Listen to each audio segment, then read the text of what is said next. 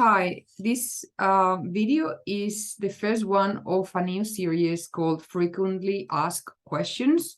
And I've decided to answer some of the questions a lot of students ask, and some of you on YouTube have already asked me as well. So the series are going to talk about materials, and today I'm going to be talking about paper.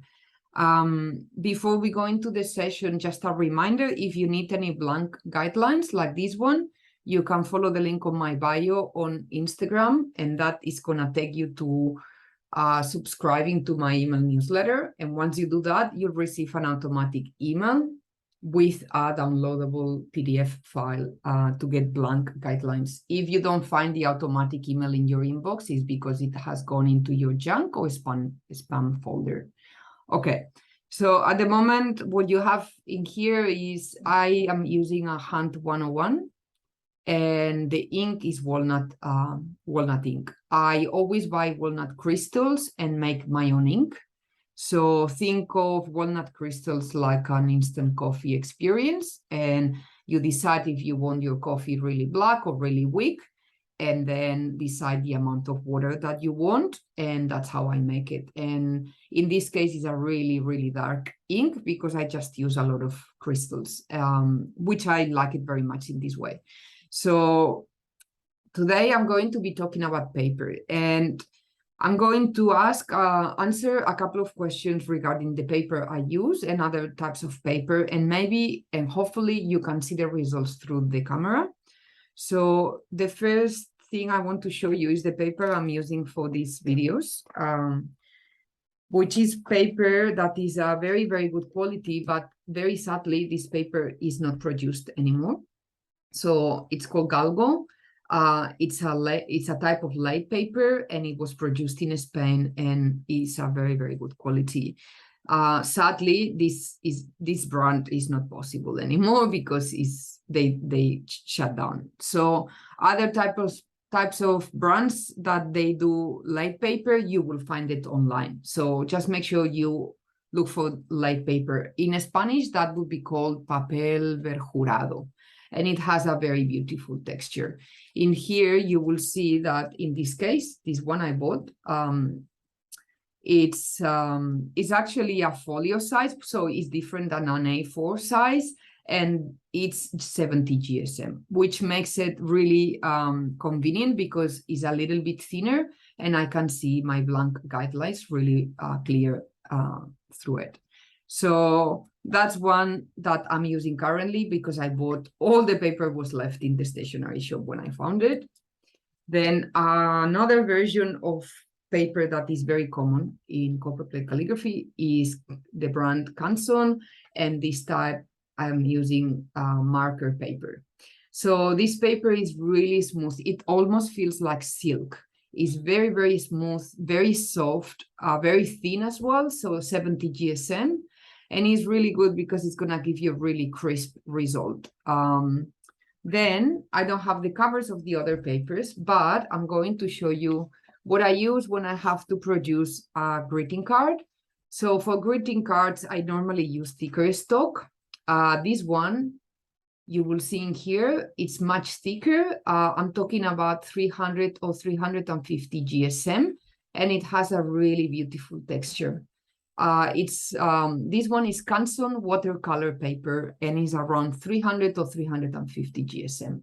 So in here, you will see that the lines doesn't come through because, of course, the GSM is much higher. And then I hope you can see the difference between color. The last one is copy paper, meaning regular offset copy paper. This is the one that is slightly darker, because it's 100% recycled, and you can find it anywhere. Any brand will work. Okay, so regular copy, offset copy paper, 100% recycled, and this one is very good also for day-to-day practice. I can see the lines, maybe not as clear, but I still see them, so it's fine. And I feel like I'm helping the environment a little bit more than that I need to use paper for this type of calligraphy. So Now we are going to start. So I'm going to be attaching the paper to the guideline, and we are going to do a few tests to see if there is differences between inks. Okay, so I'm going to test a couple of inks. I'm going to test the Walnut ink that I normally use, and I'm going to be testing another ink that I haven't used a lot, but I thought is worth giving it a try just to see the result. I would normally use Talent's Ecoline, but in this case, I have this ink with me right now, so we can give it a test as well, okay? So I'm gonna go a little bit closer and we just do a few quick tests to see the difference in the paper and to see if you can see the difference in the paper. Because a lot of the times students focus a lot on the materials, and yes, it is important, but it's not all. It's not everything, the material, definitely. So I want to show you that with some papers, very, very simple papers, you can get a very good result, okay? Now, what I do normally is I use a few pages underneath my practice so that I want to have a cushion. So in this case, I'm gonna use a big cushion. So I'm gonna use the entire block of Canson. So it's like a really thick cushion, but for the exercise will be fine. And I'm gonna place it underneath here. Okay. I'm gonna move the paper. I'm gonna move the camera a little bit more as well. Okay. And then we are in here. So I'm gonna mark where on the page I'm sitting because the guideline is not so clear at the moment. And then we are gonna do a few tests. So this is my X height.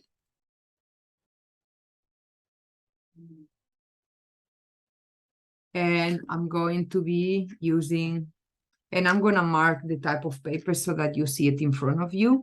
So this is 80 GSM, 100% recycled paper. Okay. All right, so we are gonna start with one word. For example, we are gonna start with Patagonia. And at the moment, I'm using Walnut ink, as I showed you at the beginning. So in here, I'm starting from the very top.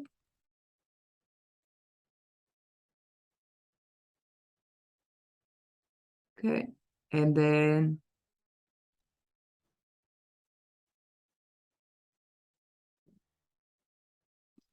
letter P.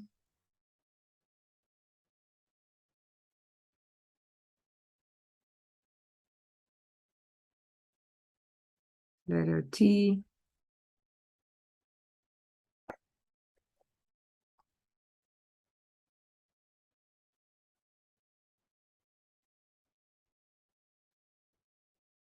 Letter G.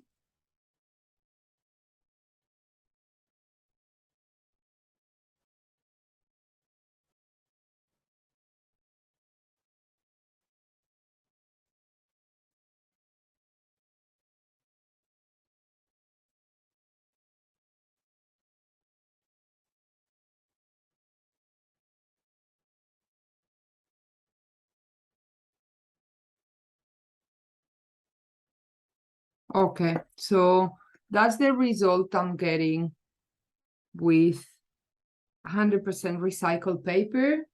I am happy with everything. There are some spots that there is a lot of ink, but this is also the amount of pressure I'm applying in here. It's very crispy. The walnut ink is not bleeding.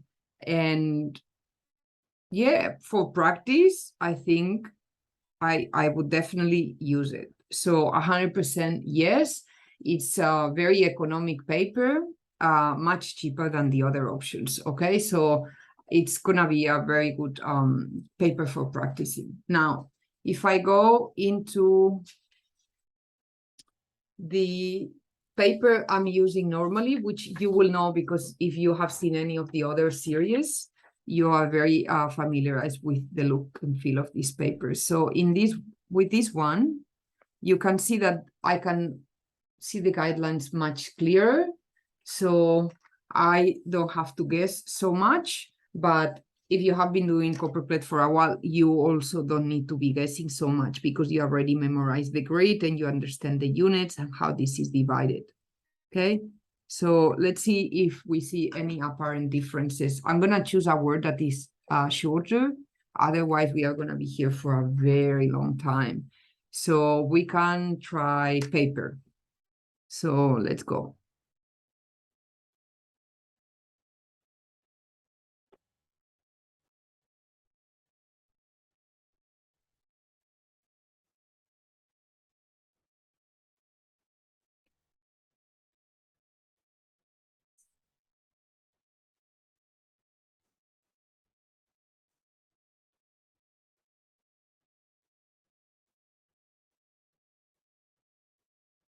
I feel that the ink stays very well. And the feeling is really beautiful because the paper has these lines and it's just a good feeling. The problem with this paper is that you cannot find it anywhere. So remember to get to look for light paper. All right, so this is 70 GSM light paper, slightly thinner, more expensive, and you see the differences between one example and the other example. Okay, so maybe the thins are a little bit thinner on the version at the top, but it's not so obvious. It is and it isn't, okay, depending what's the context. Why are you doing why are you using this paper for? So in here we have 70 GSM light paper, okay?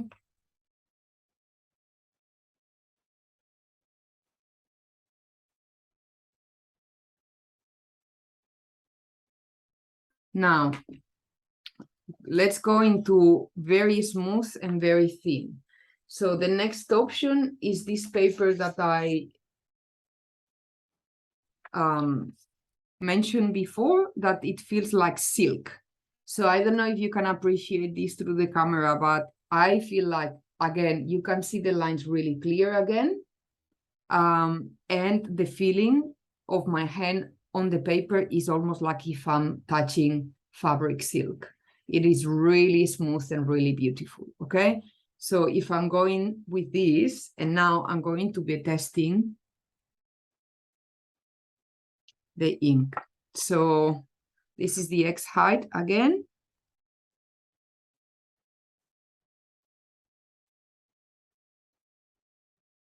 And let's go. So with this one, let's go again, paper.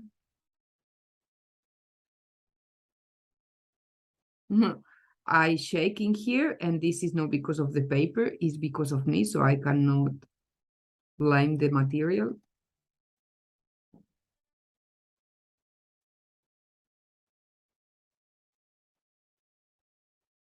I feel the thins are much thinner.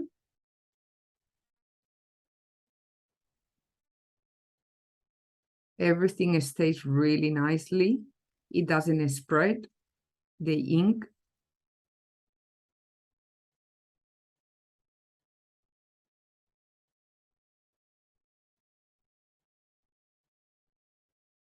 Okay, it has a crispier finish, but that's the paper I just used before. Okay, so that's the difference. Let's see, both light paper, 70 GSM, and what I have at the top in here, which is super, super similar, is Canson Marker paper. So let's write it in here.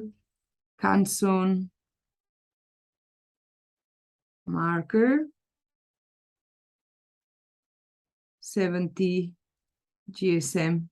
And I would call that the silky feeling.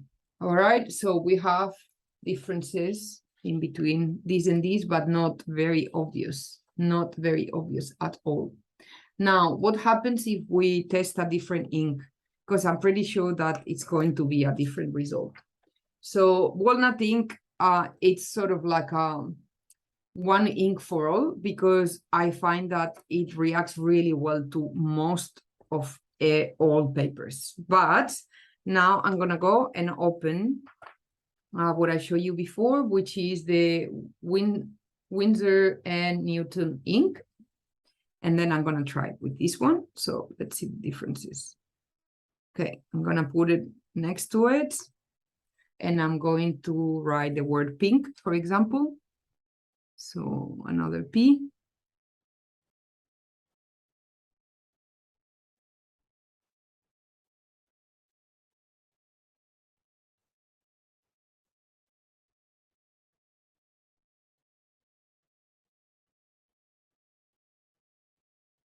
And I need more ink. Let's go.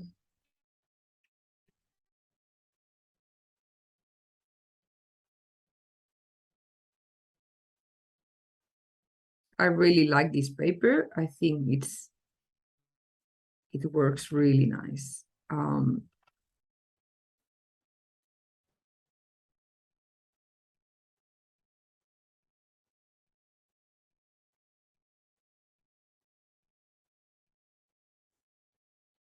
My themes are really thin, and the ink is working very good on the paper. So no problem at all. So Canson is working with both inks. Let's try the paper I just used before, which is the light paper, and give it a try. So I'm gonna touch the paper again in here and have a go. Okay. Touch the paper, and then I go again with the Winsor and Newton. Yeah.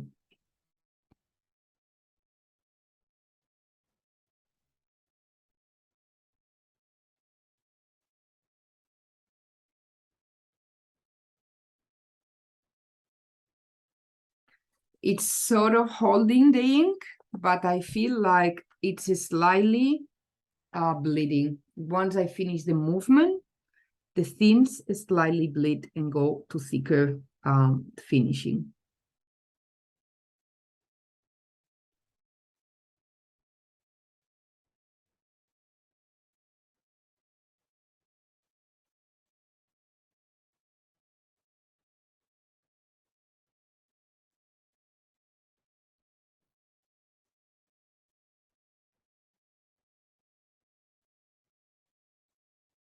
Okay, let's compare again and see the difference between the two of them in here. So I definitely see the thinner in here, and I think in here it still works, slightly thicker thins. So it still is okay at the moment.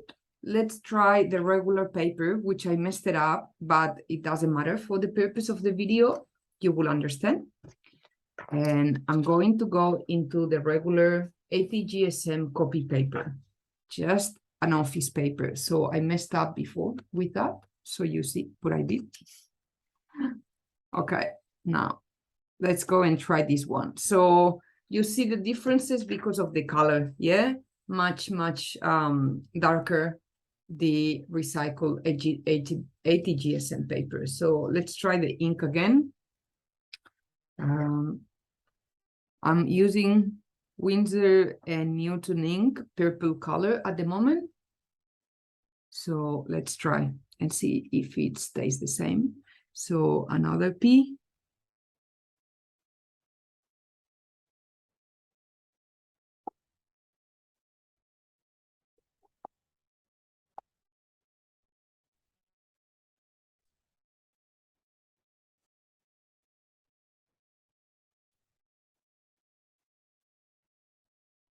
I can definitely see the thicks getting much thicker. Also, the jar is not the best because I need to pour the ink into another jar because otherwise the my nib doesn't fit inside to dip the ink.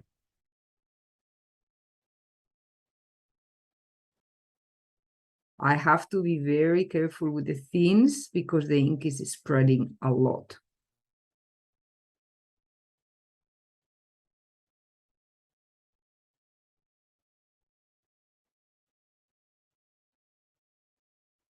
And here, the result is not what I would like to have, because I can see how the ink is slowly spreading across and my themes are not so thin anymore. Okay, so you see the first word that I just did, except for this margin. So I would say this ink with this recycled paper, maybe not the best result at the moment. Okay. Okay, let's go into the watercolor paper. So with watercolor paper, I'm not going to be able to see the lines. So I don't have to worry about putting the guidelines underneath anymore, because I'm not going to be able to see them. So what I do with this type of paper is I either rule the lines and rule the slant, or simply I just want to go and do something that is a lot more personal. So I'm just going to show you an example. So something a lot more personal means that I'm going to decide everything. How big is the height and the X height? How big are the ascenders and descenders? And how pronounced is the slant?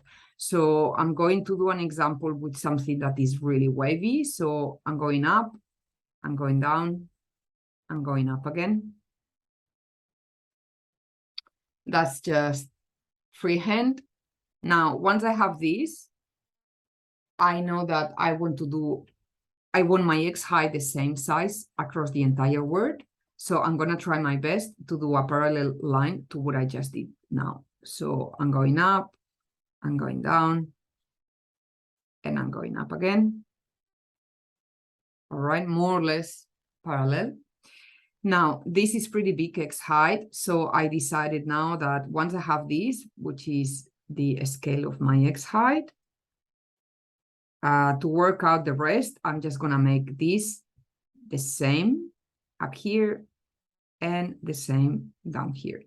Okay, so I add the same movements in this section in here and the same movements in this section. So what I have to do now is 2 extra lines, and I try to do them more or less parallel as well, up and down, and up and down. Okay, now I have the X height, which is this one. There, and then ascenders and descenders. And descenders. Now I have to check the slant and be like, okay, do I want my word to be upright, or do I want my word to have a strong slant? So I'm going to go with a strong slant. So once I decide the slant, freehand as well. Okay, for example, this one, I just need to create parallel lines. So create the same. And I just build my grid based on my customized scale and a slant. And I would do that to create a greeting card. And obviously I will design first and take all the design decisions. Then I will do a sketch. And once I have the idea of the design, the sketch, how big is the greeting card, how long is the message, how big are is going to be the message on the greeting card, and that obviously depends on how long is the message and how big is my paper. So then I will go ahead. Okay, so I will work on paper like I'm doing right now. Now I will choose the word. So if I'm going to be working with the word Patagonia, as I did just at the beginning, okay, I'm gonna work with this scale. So I'm gonna be working in here, and I know I have a letter P coming down. And then from here, the rest of the word. And I'm going to give myself license to go over and do some customization. So as you see here at the moment, the X height is really big. And I'm going to be applying bigger loops to make it even more unique. Oh, I was gonna write Patagonia, but I just write P-A-G. So, okay, forget about that. T-E, not E-A, G, Now, yes. G. O. N. I and A. And I'm gonna go down a little bit. All right, so this is an example of how I will be penciling down the word to make sure that I understand how big is the word and how long, so that I know what's the space I need to. In here, I'm gonna apply a few variations just to make it more unique. And we are gonna test the ink. So with this one, I'm going to be using Walnut ink again, which I know is going to give me a very nice result. And let's see how we go. Okay, so I have my grid and I have the pencil. I'm not really worried at all if my ink work is going to be going exactly on the same area as the pencil, because it doesn't matter. It doesn't have to be exactly, but I just have a very nice guideline underneath, so I know more or less how long is going to be this word.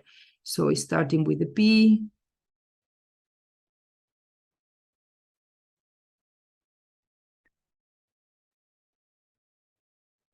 The thinns are going to be thicker because of the type of paper, but also this paper is going to hold the ink much nicely, so I can apply more pressure.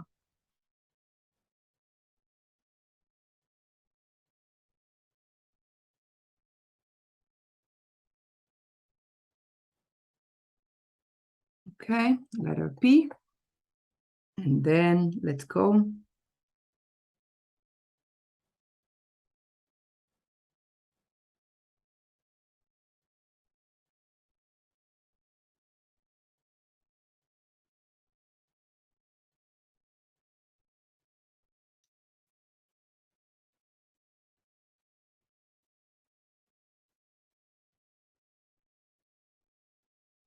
At the moment, I'm going a little bit narrower than the paper, but that's okay. You can see how big is the X height at the moment. It's really big. I'm going to give you a measurement now when I finish. And then I'm going to go down and I decide that I'm going to go wider. Okay. And then from here, I keep going.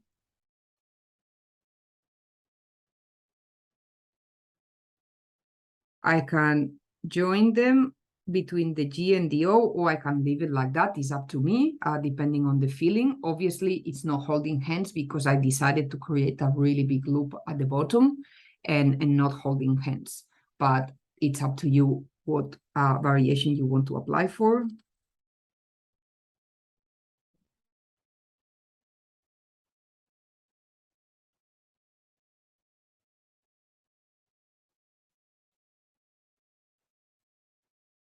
And then with the A, I'm going to decide that I'm going to go slightly below the baseline to create a lot more movement. And from here, I have the letter I, the dot of the I, and in here, if I want to, I can go and create something that has a little bit more movement. Okay. So that's how I would work with the paper. Now, if you see the X height is really different from the ones we worked at the beginning. So look at the difference in here. I'm going to go outside a little bit more. So you can see the huge difference between the first one and the second one. So obviously I'm working in a much bigger scale. You might not notice the texture, but it's really beautiful. It's 300 GSM. That's why I created my own grid, because I cannot see through the paper. And this is how I would work with different surfaces. So if I'm using this sticker paper, I'm going to create a greeting card, and then the result, it's going to be nicer because then I can use the back side of the paper as well and create a message. In here, if I change the ink just to try what's going on to see the difference, so I can use a similar grid, or I can use a different grid. So I'm going to be using a different grid now. Again, I'm gonna design the whole grid. So I'm gonna go up.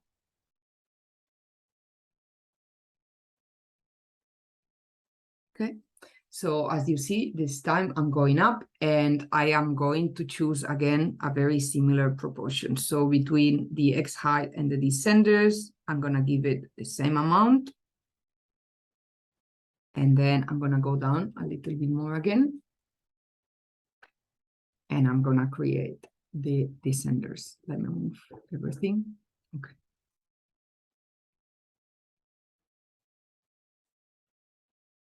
A little bit up. Okay. And then from here, one. Okay, so this time I'm going up and I can choose that my writing is completely upright. I can choose that the writing is on a slant. Let's go with a slant. Once I do the first one, I just create more or less parallel lines.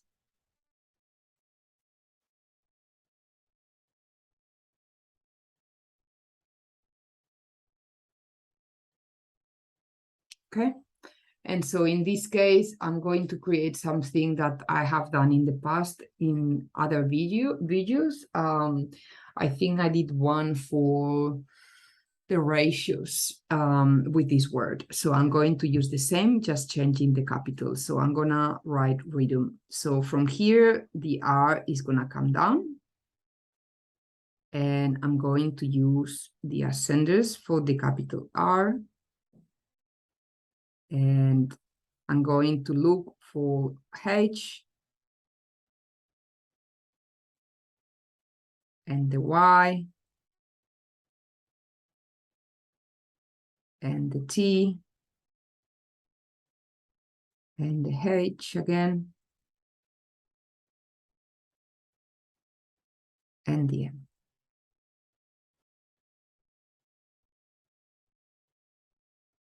Okay. The X height is still really big. So let's change and use the other ink and see what happens.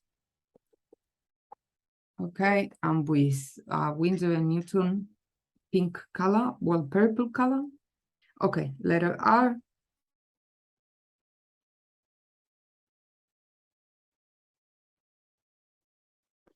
With this paper, I have more control because the surface is really texture. So the pen is not this ice skating on top. There is more resistance. And because of the resistance, I feel that I have more control over. So this is another very nice trick if you want to start with watercolor texture paper, just because you're gonna feel that the pen has more friction and you have more control over the shapes. So thin.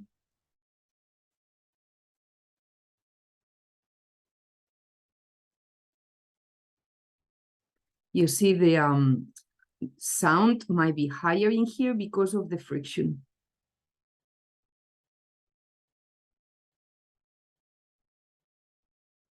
Okay, letter R. And then the ink is working very nicely. No problem. Let's try to get the letter H.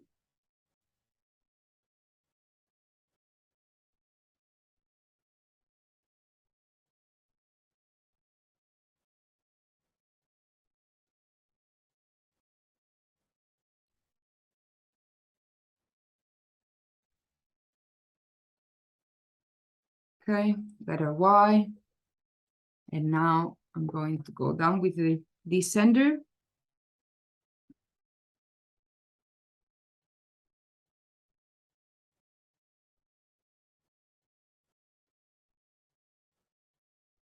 I'm creating a customization so that the loop of the Y is much bigger than the loop on the H, as you can see, because this is working as a title, or in fonts, in the font vocabulary, that would be like a display font, so something used for titles or captions, so I can make it a little bit more special and not worry so much about consistency.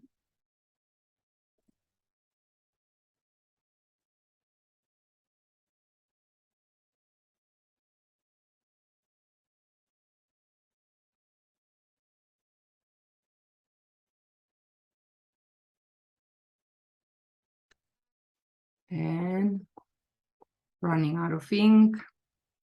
Keep going.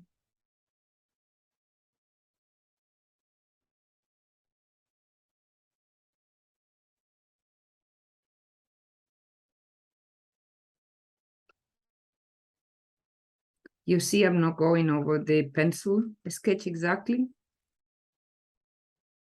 I can go down to infuse a bit more movement, and then I can infuse more movement on the bar of the T.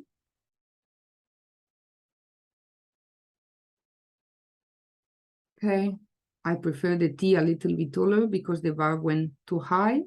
So I can go up and increase the height of the T a little bit more. Okay, now you see the two examples in here and me customizing the grid for my needs. Okay, so with watercolor paper, the friction gives me a sense of higher control. So I like this as well. And definitely I will use this for greeting cards. Now, to finish, I want to show you just a couple of examples of greeting cards. Some of them, or most of them, are done with brush pen instead of a pointed pen, but I think it's good. It's a good example anyway for inspiration purposes. Okay, so all of this is exactly the paper you just saw me doing the example for, and is Canson 300 GSM watercolor paper, and the process is very similar. So I pencil everything, I measure the greeting card, I measure the length of the message, and then I start working on the layout.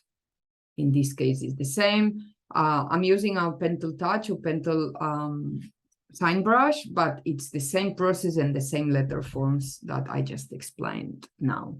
And in here, you can see that, yeah, it's the baseline is bouncing up and down, and also the X height is changing dimensions along the word here. Okay, so all of these are different examples. All right, I hope this was helpful. Thank you very much.